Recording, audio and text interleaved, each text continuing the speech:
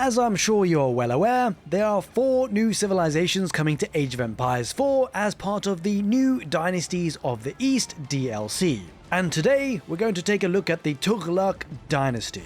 Beginning his rule in 1320, Ghiyasuddin Tughlaq quickly established law and order with neighbouring governors within the Delhi Sultanate after internal revolts plagued the dynasty from previous leadership failures. Gaining confidence from nobles and officers, he quickly reformed taxes, strengthened military, punished corrupt officials, and commanded the construction of the mighty Tughlaqabad fort before his death in 1325. The Tughlaq dynasty lays the framework for victory with worker elephants that provide a mobile drop-off for all resources.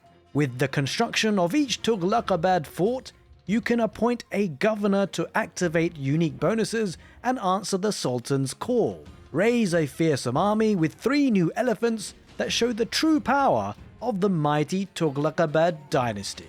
With an absolutely phenomenal introduction to the Tughlaq dynasty, what sticks out for me are the elephants, of course, worker elephants would you believe, as well as new elephants to slot in to your army. Of course, we'll be covering a lot more in detail in the next few minutes of this video.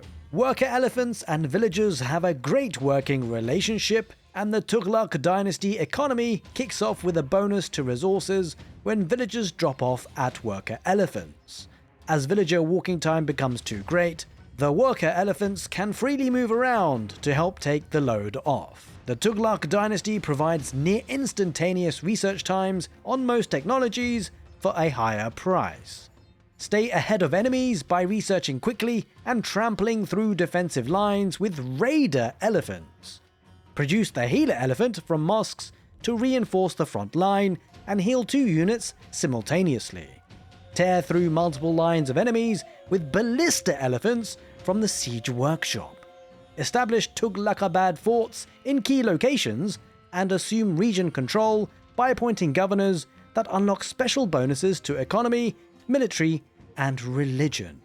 Of course, plenty to unpack here. The very fact that you have some economy bonuses right off the bat by dropping off resources to these worker elephants, not to mention the fact that these elephants can move around, making the walking distance for your villagers gathering resources all that much smaller.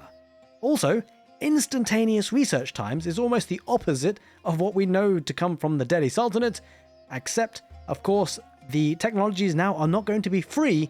In fact, you're going to pay a higher price. Not to mention the fact that we now have a raider elephant and a healer elephant, as well as a ballista elephant. Speaking of these elephants, the worker elephants act as a universal drop-off, saving time and resources for your villagers to focus on other tasks. Bonus resources are provided when villagers drop off. This appears to be the big part of their economy bonus, and well, I guess it just depends on how many more resources you get extra by dropping them off at the worker elephant. The raider elephant is a light melee cavalry unit with increased health and an ability to trample through foes, dealing area damage and bypassing threats along the way. It replaces the horseman.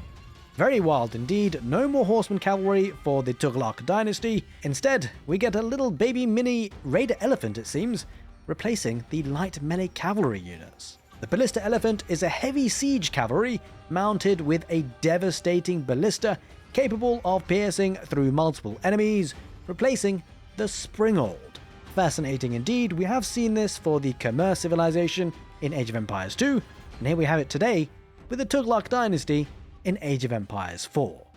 The Tughlaq dynasty will have access to Tughlaqabad forts. Try say that 10 times. I love this word, I gotta say. It sounds very, very nice. Rolls off the tongue. Tughlaqabad forts. Either way, in these things, you can appoint governors to oversee bonuses across the civilization. Tughlaqabad forts contain unique technologies to scale their defenses, weaponry, and increase the power of the appointed governor. This looks to be the building which is going to be defining each of your games and how you progress with this civilization. The governor of Ajmer is one of 6 governors available at the Tughlaqabad fort. This governor recruits heavy armored Amir warriors that consume no population space and are more effective when defending near forts. So a bit about this. Clearly there are another 5 governors to choose from. We don't quite know what they will be, but it's certainly going to be very interesting. More importantly, this situation where the heavy armored Emir warriors do not contain or consume any of the population space. That is absolutely wild, could be devastating in the late stages of Age of Empires 4 games, where population efficiency is incredibly important. In this case, you have no limit.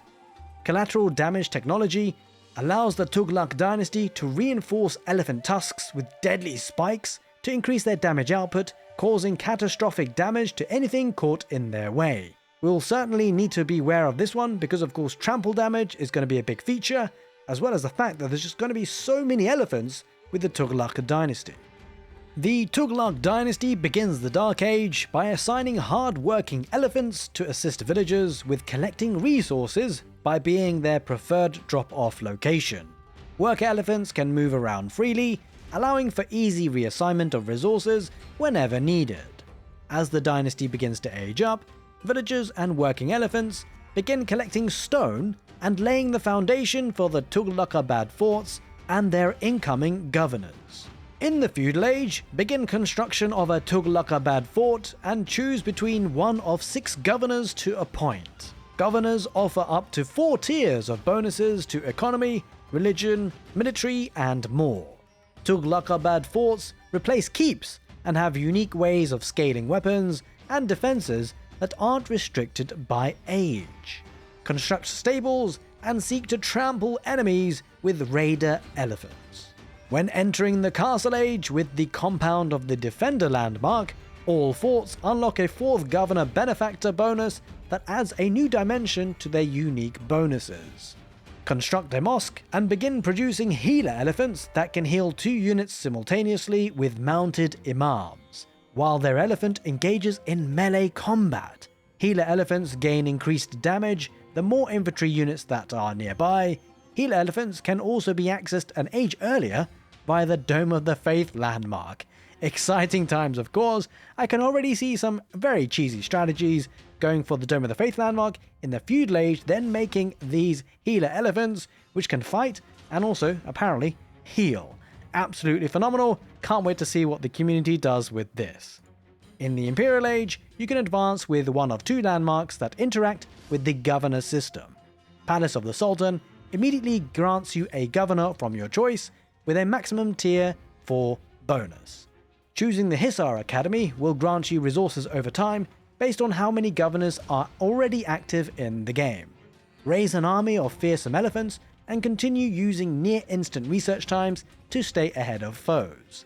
Certainly an excellent time for elephant enjoyers with the Tughlaq Dynasty. Super excited to see how this one pans out. So I hope you've been enjoying the content, and if you have, make sure that you are subscribed, and more importantly that you've hit the notification bell so that you get a bit of a ding-dong when I do upload the next video. With that in mind, you might be thinking about finding more about the Golden Horde civilization. If you would like to, click the end card on your screen right now, where I go through an overview of the Golden Horde. Take care, and see you next time.